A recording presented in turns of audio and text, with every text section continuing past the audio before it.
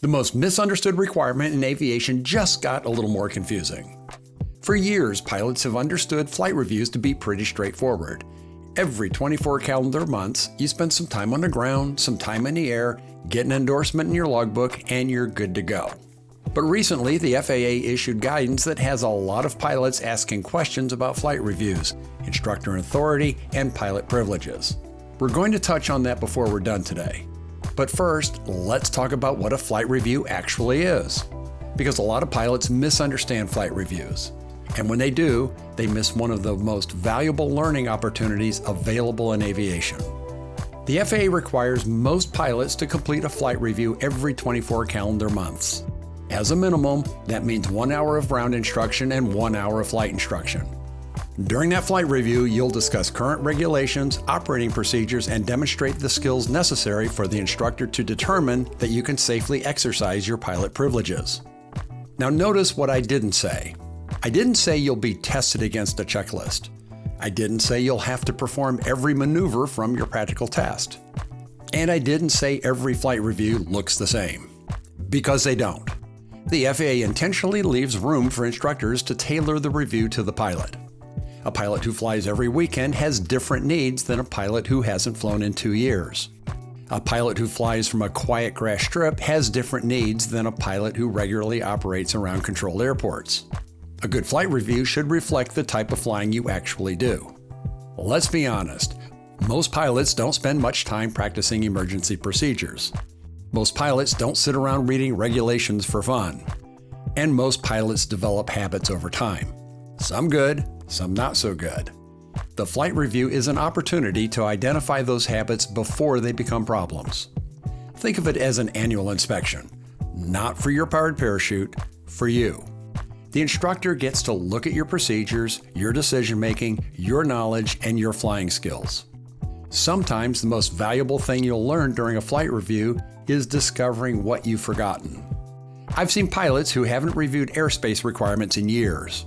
Pilots who were rusty on radio procedures. Pilots who had developed techniques that worked most of the time, but weren't really the best way to do things. A good flight review helps uncover those issues before they turn into safety issues. A flight review is not a checkride. This may be the biggest misconception in aviation. Many pilots approach a flight review like they're preparing for another practical test. They worry about failing. They worry about making mistakes. They worry they're being judged. But that's not what a flight review is supposed to be. A checkride exists to determine whether you meet a standard. A flight review exists to help you maintain a standard. Those are two very different things. The instructor is not acting as an examiner. The instructor is acting as an instructor. The goal isn't to catch you doing something wrong. The goal is to help you become a better pilot. If weaknesses are identified, the solution is usually additional instruction. That's why I encourage pilots to think of a flight review as a coaching session rather than a test. You'll get far more value from it when you approach it with a learning mindset. Another misconception is that you should always return to the instructor who originally trained you. You certainly can, but you don't have to. In fact, there are some advantages to working with a different instructor from time to time. Every instructor brings different experiences, different techniques, different strengths, different perspectives. One instructor may be especially strong in weather. Another may focus heavily on aeronautical decision-making. Another may have years of experience operating around busy airports. Another may have techniques that make a particular maneuver easier to understand. Sometimes fresh eyes can identify things that your regular instructor simply doesn't notice anymore. That doesn't mean one instructor is better than another. It means there is value in learning from multiple instructors over the course of your flying career. The best pilots never stop learning, and they never assume they've learned everything there is to know. One mistake I see pilots make is treating the flight review as something they just need to get through. Instead, use it as an opportunity. Ask your flight instructor to focus on areas where you feel less confident. Maybe it's emergency procedures. Maybe it's radio communications. Maybe it's controlled airport operations. Maybe it's weather decision-making. Maybe it's airspace. Maybe it's crosswind operations. Whatever it is, tell your instructor. You're paying for instruction. Use the time to improve skills that will actually make you a safer pilot. One of the things I enjoy most about flight reviews is that no two are exactly alike. Every pilot has a different background, different strengths, different weaknesses, different goals. Some pilots want to become more proficient. Some want to prepare for additional ratings. Some just want to knock the rust off after a period away from flying. A good instructor adapts to those needs, and a good pilot arrives ready to learn. The pilots who get the most value from flight reviews aren't trying to prove how much they know. They're trying to learn something new. Now let's circle back to where we started. Recently, the FAA issued guidance that has generated a lot of discussion about flight reviews and pilot privileges.